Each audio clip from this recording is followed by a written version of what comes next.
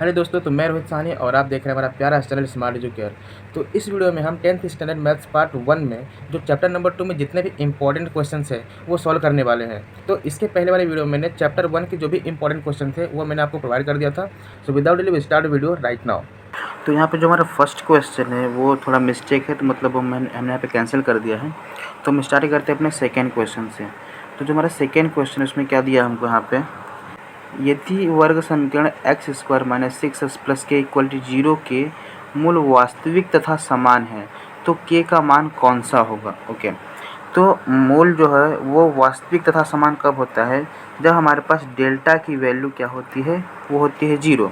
तो सबसे पहले डेल्टा क्या है, तो डेल्टा जो हमारा फॉर्मूला बनता है वो होता है बी स्क्वायर माइनस 4ac। क्या होता है, बी स्क्वायर माइनस 4ac।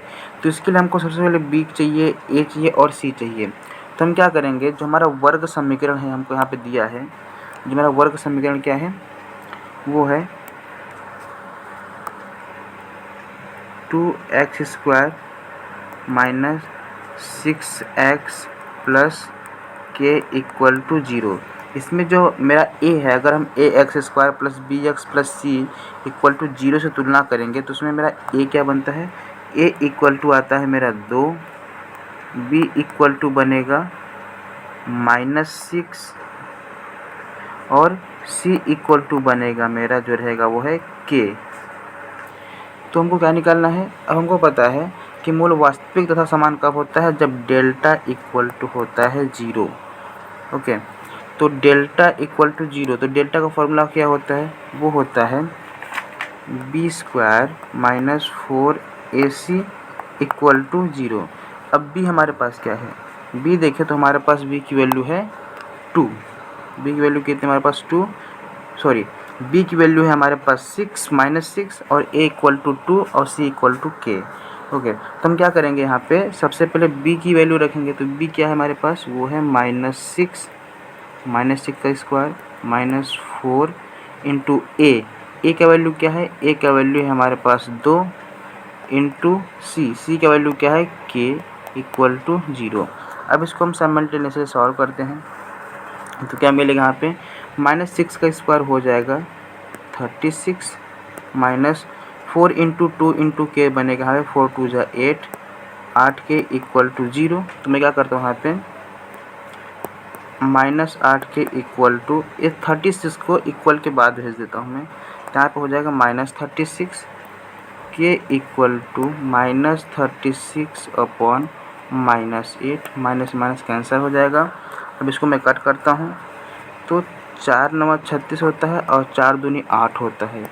इसका मतलब मिलेगा मुझे यहाँ पे, जब मैं 2 से भाग दूंगा इसमें तो हो जाएगा मेरा 4.5 के इक्वल टू 4.5। या तो मेरा आंसर क्या बनेगा 4.5, या तो मेरा क्या आंसर बनेगा 9/2। तो हमको देखना है कि कहीं k की वैल्यू 9/2 है क्या, k की वैल्यू 9/2। तो यहाँ पे देखो हमको जो ऑप्शन नंबर बी है वो क्या है, ऑप्शन नंबर बी 9/2। तो ये मेरा होगा राइट आंसर। ओके, तो मैं बढ़ता हूँ अपने नेक्स्ट क्वेश्चन की तरफ। तो यहाँ पे जो हमारा नेक्स्ट क्वेश्चन है उस क्वेश्चन में क्या दिया है, निम्नलिखित में से किस वर्ग समीकरण के मूल 2 तथा 5 होंगे। तो वर्ग समीकरण का जो मूल है वो होता है एक अल्फ़ा और एक होता है बीटा। तो इसमें जो एक मेरा मूल है 2, तो अल्फ़ा इक्वल टू हो जाएगा 2 और बीटा इक्वल टू हो जाएगा 5।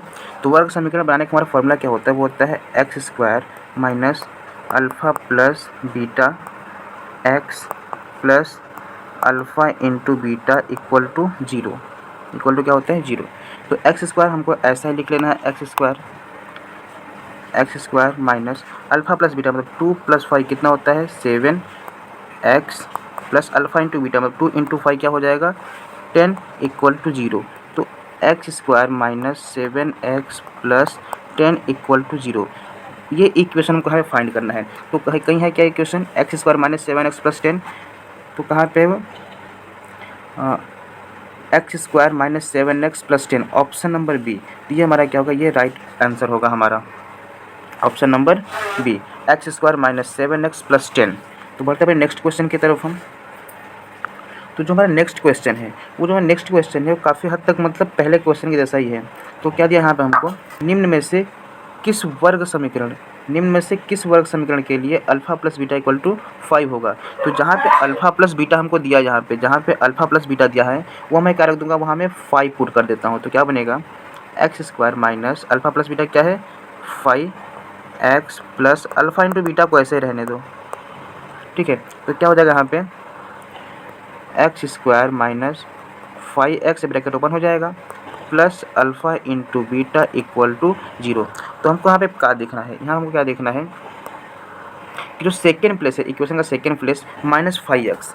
तो यहाँ पे जितने सारे इक्वेशन हैं उसके सेकेंड प्लेस पे कहीं -5 है क्या, यहाँ भी नहीं है, यहाँ भी नहीं है, यहाँ भी नहीं है, और ऑप्शन नंबर डी में यहाँ पे है। तो हमारा राइट आंसर क्या होगा, हमारा राइट आंसर होगा option number D will be the right answer, ठीक है। तो बढ़ते हैं अपने नेक्स्ट क्वेश्चन की तरफ वो क्या दिया हमको, रूट में 5m square minus √5m plus √5 equal to 0 इस वर्ग समीकरण के लिए कौन सा कथन सत्य होगा। तो मतलब इसमें कुछ हमको ऑप्शन दिया है, मूल का स्वरूप, वास्तविकता, असमान वगैरह वगैरह, मतलब इसमें हमको मूल का स्वरूप निश्चित करना है। तो मूल का स्वरूप निश्चित करने का मतलब क्या होता है, इसमें हमको डेल्टा का मान निकालना पड़ेगा, डेल्टा इक्वल टू क्या होता है वो निकालना पड़ेगा। तो सबसे पहले डेल्टा का फॉर्मूला क्या होता है, वो होता है बी स्क्वायर माइनस 4ac, ये होता है डेल्टा का फॉर्मूला। तो हमको बी कहाँ से मिलेगा, तो बी और ए सी हमको मिलेगा इक्वेशन से। तो इसमें इसको शॉर्टकट में फाइंड करता हूँ। जो पहला नंबर है, जो पहला एम स्क्वायर का गुणांक क्या है √5, तो इसका मतलब ए इक्वल टू क्या हो जाएगा √5, और बी इक्वल टू क्या बन जाएगा, जो सेकेंड नंबर पे है एम का गुणांक वो क्या है, वो भी √5 है। मतलब बी इक्वल टू क्या है √5, बी इक्वल टू क्या है √5। अब सी निकालना है हमको, सी मतलब जो लास्ट का एलिमेंट है वो क्या है, वो भी √5 है, वो क्या है √5। यहाँ पे क्या है, जो बी दिया है, जो बी की वैल्यू होगा वहाँ पे -m है, यहाँ पे क्या है -m, इसका मतलब मेरा बी होगा वो होगा -√5। तो हम क्या करेंगे, इस इक्वेशन में हम ये तीनों वैल्यू को पुट कर देंगे, हम इसके फॉर्मूले में क्या करेंगे, ये तीनों वैल्यू पुट कर देंगे। तो यहाँ पे मैं वैल्यू पुट कर देता हूँ, वो क्या है बी स्क्वायर। तो बी हमारे पास क्या है -√5m स्क्वायर माइनस 4 इंटू ए का वैल्यू क्या है √5 इंटू सी का वैल्यू क्या है √5। अब मैं या तो इसको सॉल्व करता हूँ, सॉल्व करने पे क्या मिलेगा, यहाँ पे -5 माइनस √5m का स्क्वायर यहाँ पे मिलेगा मुझे 5 माइनस 4 इंटू √5 इंटू √5। तो ये √5 हो जाएगा 5, ये दोनों का इंटू करने को मुझे क्या मिलेगा 5, और ये 5 इंटू करूँगा मैं 4 से, तो 5 और 4 इंटू कितना हो जाएगा, वो हो जाएगा 20। इसका मतलब 5 में से 20 गया तो क्या मिलेगा मुझे 15। तो क्या मिला मुझे यहाँ पे डेल्टा इक्वल टू -15। तो जब डेल्टा का वैल्यू माइनस में आता है, तो उसका मूल क्या होता है, उसका मूल होता है असमान होता है, वास्तविक संख्या नहीं होती है प्लस समान भी नहीं होता। तो इसमें हमको कहीं दिया है क्या इसका ऑप्शन कि जो समान ना हो। तो जो हमारा ऑप्शन नंबर सेकेंड है, मूलों का स्वरूप वास्तविक था समान, ये तो नहीं हो सकता, इसका मतलब रॉन्ग है। मूलों का स्वरूप वास्तविक संख्या नहीं है, हमारा जो ऑप्शन नंबर सी होगा ये क्या होगा, ये राइट आंसर होगा। मूलों का स्वरूप वास्तविक संख्या नहीं है, क्या है नेगेटिव में है, और कोई भी संख्या नेगेटिव में वो वास्तविक संख्या नहीं होती है। ओके, सो बढ़ते हैं अपने नेक्स्ट क्वेश्चन की तरफ। अब हमको यहाँ पे नेक्स्ट क्वेश्चन क्या दिया है, यदि alpha plus beta equal to 14, यदि alpha plus beta equal to 14, alpha plus beta equal to 14, alpha into beta equal to 13 हो तो वर्ग समीकरण होगा। ठीक है, हमको यहाँ पे अल्फ़ा प्लस बीटा दिया है, अल्फ़ा इंटू बीटा दिया है, तो हमको वर्ग समीकरण पूछा है। तो वर्ग समीकरण का फॉर्मूला क्या होता है, वो होता है एक्स स्क्वायर माइनस ब्रैकेट में alpha plus beta bracket close X plus alpha into beta equal to 0। ठीक है, अब यहाँ पे मुझे अल्फ़ा प्लस बीटा की वैल्यू दिया है, तो क्या करता हूँ यहाँ पे एक्स स्क्वायर लिखता हूँ माइनस अल्फ़ा प्लस बीटा की वैल्यू कितनी दी है, अल्फ़ा प्लस बीटा की वैल्यू हमारे पास है वो है 14। तो क्या रहेगा, अल्फ़ा प्लस बीटा मैं यहाँ पे रख दूँगा 14। अब ब्रैकेट कर देता हूँ मैं क्लोज एक्स प्लस, अब अल्फ़ा इंटू बीटा कितना दिया है, अल्फ़ा इंटू बीटा है हमारे पास 33। कितना है 33। इसका मतलब जहाँ पे अल्फ़ा इंटू बीटा है मैं वहाँ पे क्या रख दूँगा, वहाँ मैं रख दूँगा 33 इक्वल टू 0। अब क्या करना है, एक्स स्क्वायर माइनस 14 एक्स हो गया प्लस 33 इक्वल टू 0। अब ये देखना कि ये इक्वेशन जो हमको भी मिला है ये हमको ऑप्शन में दिया है या नहीं। तो हम ऑप्शन को चेक करता हूँ। क्या यहाँ पे X square minus 14x x square minus 14x plus 33। तो यहाँ पे जो ऑप्शन नंबर है, अगर मैं ऑप्शन नंबर ए को देखूँ तो यहाँ पे क्या दिया है X square minus 14x plus 33। तो ये ऑप्शन और ये जो मैं आंसर मिला है वो सेम है। तो इसका मतलब जो मेरा ऑप्शन राइट ऑप्शन होगा वो क्या है, option number A, x square minus 14x plus 33 equal to 0। Okay, तो बढ़ते अपने नेक्स्ट क्वेश्चन की तरफ। तो जो हमारा नेक्स्ट क्वेश्चन वो क्या है, समान मूल वाले वर्ग समीकरण 3x स्क्वायर, ये क्या है, ये एक्स स्क्वायर है, ठीक है, minus k x plus k equal to 0 में के का मान ज्ञात करो। इसमें हमको एक कंडीशन दिया है कि समान मूल वाले, क्या दिया कंडीशन, समान मूल वाले। तो समान मूल वाले का मतलब होता है कि डेल्टा इक्वल टू होता है 0। क्या होता है 0। तो इसमें हमको मतलब फॉर्मूला यूज़ करना पड़ेगा, डेल्टा का फॉर्मूला। तो डेल्टा का फॉर्मूला क्या होता है, वो होता है बी स्क्वायर माइनस 4ac। अब इक्वल टू 0, मैं इक्वल टू यहाँ पे 0 लगा देता हूँ। हमको b कहाँ से मिलेगा, तो b हमको मिलेगा इस वर्ग समीकरण से। मतलब अगर मैं इसको अगर यहाँ पे लिखूँ 3x square minus k x plus k equal to 0। अब मैं क्या करूँगा, इसमें a x square plus b x plus c equal to 0 से तुलना करूँगा तो मुझे ए क्या मिलेगा, तो ए इक्वल टू ये होता है ए, ये होता है माइनस, ये होता है बी और ये होता है सी। ओके, तो ए क्या मिल जाएगा मुझे, ए इक्वल टू मिल जाएगा 3, a equal to 3, b equal to क्या है माइनस के, हम x को कंसिडर नहीं करेंगे, x का जो गुणांक है उसको लूँगा मैं यहाँ पे। तो x का गुणांक क्या है माइनस के, इसका मतलब b इक्वल टू माइनस के, b इक्वल टू माइनस के। और हमको अब c चाहिए, तो c क्या दिया है यहाँ पे, k दिया है, इसका मतलब c इक्वल टू k। अब मैं क्या करूँगा, यहाँ पे जो भी हमको a b और c की वैल्यू मिली है वो मैं यहाँ पे फॉर्मूला में पुट कर दूँगा। यहाँ पे जो b की वैल्यू है वो है क्या है माइनस के, तो मैं इस फॉर्मूला में पुट कर देता हूँ, माइनस के स्क्वायर माइनस 4 इंटू ए की वैल्यू क्या है हमारे पास, वो है 3, मतलब 3 इंटू सी की वैल्यू क्या है के इक्वल टू 0। तो माइनस के का स्क्वायर मतलब यहाँ पर हो जाएगा के का स्क्वायर माइनस 4 इंटू 3 इंटू के, तो क्या हो जाएगा 4 3 12 और यहाँ पे हो जाएगा इक्वल टू 0। अब यहाँ पे क्या दिया हमको, हम क्या करते हैं, यहाँ पे देखो इसमें भी के है, यहाँ भी के है, ठीक है। तो मैं क्या करूँगा, के को ले लूँगा कॉमन, तो अंदर क्या बचेगा, यहाँ पे देखो के स्क्वायर था, एक बार के मैंने बाहर ले लिया तो अंदर क्या बचेगा, सिंगल के बचेगा, मतलब सिर्फ के बचेगा माइनस। अब यहाँ पे 12 के पास के था तो इसका के तो मैंने यहाँ बाहर ले लिया हूँ, तो यहाँ पे क्या बचेगा 12 इक्वल टू 0। ओके, अब मैं क्या करूँगा यहाँ पे, अब एक बार के इक्वल टू 0 रखूँगा मैं, के इक्वल टू 0, या अब दूसरी बार मेरे को के माइनस 12 इक्वल टू 0, के माइनस 12 इक्वल टू 0। अब मेरा यहाँ पे के का वैल्यू यहाँ पे एक बार 0 मिल गया है, या अब के माइनस 12 इक्वल टू 0, इसका मतलब मैं के को यहीं पे रखता हूँ, 12 को भेजता हूँ इक्वल टू के बाद, तो यहाँ पे माइनस 12 है, यहाँ माइनस 12 है तो उधर क्या हो जाएगा प्लस 12। इसका मतलब के का वैल्यू 0 और 12, के का वैल्यू 0 और 12 का कहीं दिया रहेगा तो मेरा क्या रहेगा, राइट आंसर रहेगा। तो यहाँ ऑप्शन में हमको के का वैल्यू कहीं पे 0 नहीं दिया है, के का वैल्यू हमको 0 नहीं दिया है, बट यहाँ पे हमको क्या दिया है, यहाँ पे हमको 12 दिया है, जो यहाँ पे हमको फाइंड हुआ है 12, ठीक है। तो मेरा क्या होगा, यहाँ पे जो राइट आंसर होगा क्या होगा, option number D, that is 12। Okay, तो बढ़ते हैं अपने नेक्स्ट क्वेश्चन की तरफ हम। तो यहाँ पे हमारा नेक्स्ट क्वेश्चन है, 8वां क्वेश्चन क्या है वो, √2x square minus 5x plus √2 equal to 0 के लिए निम्न में से विवेचक का मान क्या होगा। विवेचक का मान निकालने में सिंपली क्या होता है, हमको बस डेल्टा का मान निकालना है। तो डेल्टा का मान निकालने के लिए हमको क्या करना पड़ेगा, सबसे ABC फाइंड करना पड़ेगा। तो ABC फाइंड करने का मतलब क्या है, सबसे पहले इक्वेशन क्या है हमारा, √2x square minus 5x plus √2 equal to 0। अब इसमें X square plus bx plus c equal to 0 से तुलना करने पे तो a इक्वल टू मिलेगा हमको √2, b इक्वल टू मिलेगा मुझे -5 जो यहाँ पे है, c इक्वल टू मिलेगा मुझे √2। तो यहाँ पे मैं डेल्टा का भी फॉर्मूला पुट करता हूँ, क्या है डेल्टा का फॉर्मूला है b स्क्वायर माइनस 4ac।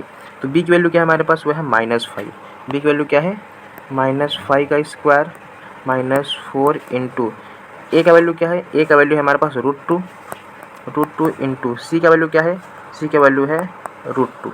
अब क्या हो जाएगा यहाँ पे -5 के स्क्वायर मतलब हो जाएगा 25 माइनस √2 इंटू √2 कितना होता है, वो होता है 2।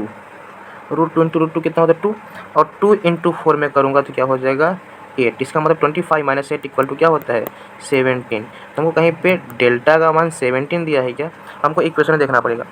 तो अगर मैं इक्वेशन में देखूँ तो मेरा ऑप्शन नंबर बी है, वो क्या है बी ऑप्शन नंबर में हमको जो आंसर वो क्या है सी, तो इसलिए मेरा करेक्ट ऑप्शन होगा बी, दैट इज 17।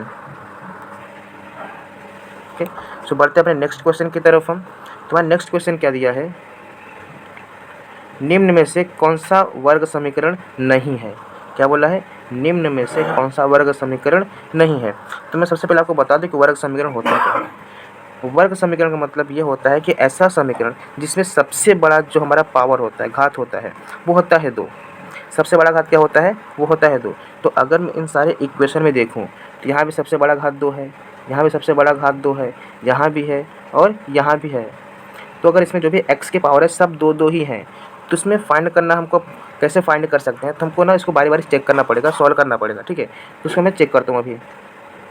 तो जैसे फर्स्ट ऑप्शन है वो क्या दिया है, x² इक्वल टू 4x। क्या दिया है, x² इक्वल टू 4x। तो अगर मैं एक साइड रखूँगा तो क्या बनेगा, x² minus 4x equal to 0। तो इसका मतलब ये मेरा वर्ग समीकरण है। अब सेकेंड ऑप्शन क्या दिया है हमको, सेकेंड ऑप्शन है x² plus 4x equal to 11 plus x²। ठीक है, अब मैं क्या करूँगा, यहाँ पे सबको एक साथ लाता हूँ तो क्या बनेगा, यहाँ पे वो रहेगा x² प्लस 4x, इसको इधर लाता हूँ -11 माइनस x² इक्वल टू क्या हो जाएगा फिर 0। अब यहाँ क्या देखना है हमको, x² प्लस में x² माइनस में, तो ये मेरा कैंसल हो जाएगा। ठीक है, तो क्या बचा यहाँ पे 4x माइनस 11 इक्वल टू 0। तब अगर मैं इसमें चेक करूँ कि सबसे बड़ा घात यहाँ पे मुझे 2 मिल रहा है क्या, तो ऐसा कोई भी एलिमेंट नहीं है जिसके पास सबसे बड़ा पावर 2 है।